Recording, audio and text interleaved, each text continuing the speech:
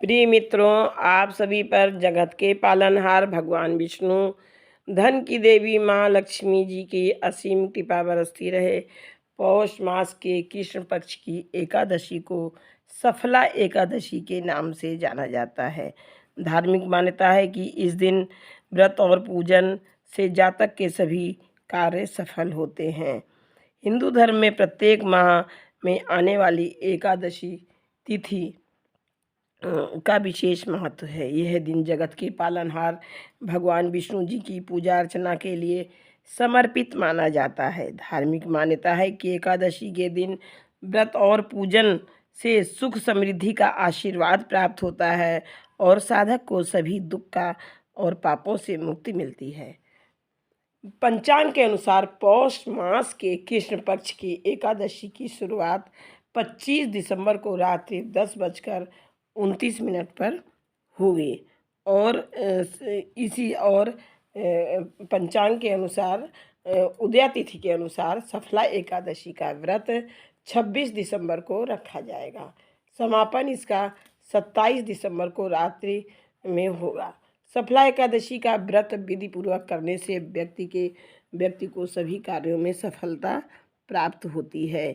साधक को सभी दुख कष्टों से और पापों से मुक्ति मिलती है। पौष माह के कृष्ण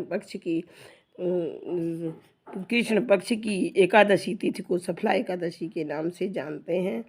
दृक पंचांग के अनुसार 26 दिसंबर को एकादशी का व्रत रखा जाएगा।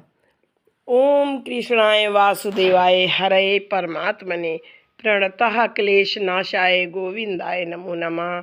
ओम कृष्णाय वासुदेवाय हरये परमात्मने प्रणतः क्लेश नाशाय गोविंदाय नमो नमः। ओम कृष्णाय वासुदेवाय हरये परमात्मने प्रणतः क्लेश नाशाय गोविंदाय नमो नमः। ओम कृष्णाय वासुदेवाय हरये परमात्मने प्रणतः क्लेश नाशाय गोविंदाय नमो नमः। गोविंदाय नमो नमः। ओम कृष्णाय वासुदेवाय हरये परमात्मने प्रणतः क्लेश नाशाय गोविंदाय नमः। युधिष्ठिर कहते हैं कि पौष कृष्ण पक्ष में कौन सी एकादशी होती है, उसका नाम और विधि क्या है और उसमें किस देवता की पूजा की जाती है। हे स्वामी, हे जगत के पालनहार, यह सब मुझसे विस्तार पूर्वक कहिए। तब श्री कृष्ण जी कहते हैं कि हे राजन, तुम्हारे स्नेह के कारण मैं बताता हूँ। मैं जितना संतुष्ट एकादशी के व्रत से होता हूँ, उतना अधिक दक्षिणा वाले यज्ञ से भी संतुष्ट नहीं होता।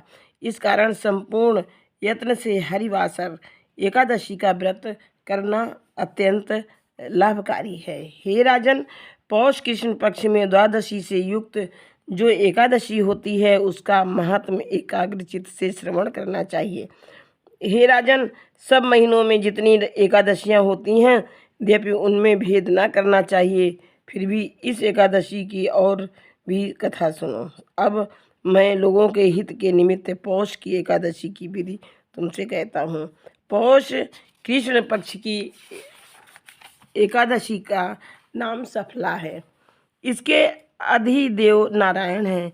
इसमें प्रयत्नपूर्वक उनकी पूजा करनी चाहिए। हे राजन, पूर्वोक्त विधि से मनुष्य को एकादशी व्रत करना चाहिए। नागों में जैसे शेष, पक्षियों में जैसे गरुण, यज्ञों में जैसे अश्वमेध और नदियों में जैसे गंगा, देवताओं में जैसे विष्णु और 2 पद वालों में जैसे ब्राह्मण श्रेष्ठ है, उसी प्रकार से व्रतों में एकादशी तिथि सर्वश्रेष्ठ है। हे भारतवर्ष में श्रेष्ठ युधिष्ठिर, जो सदा एकादशी का व्रत करते हैं, वे सर्वथा मेरे प्रिय हैं। सफला नाम की जो एकादशी है, उसकी पूजा विधि को सुनो। देश और काल में उत्पन्न फलों से व्रत के दिन मेरा पूजन करें। उत्तम नारियल का फल, बिजौरा, जंबीर, अनार, सुपारी, लवंग, आम तथा अनेक प्रकार के फल और धूप दीप से विधि पूर्वक विष्णु भगवान की पूजा करें। सफला एकादशी तथा अनेक प्रकार के फल और धूप दीप से विधि पूर्वक विष्णु भगवान की पूजा करें। सफला एकादशी की रात्रि में जागरण तथा दीपदान सबसे अधिक उत्तम कहा गया है। जब तक नेत्र खुले रहें तब तक मन से जो रात्रि में जागरण करना है उसका पुण्य फल सुनो।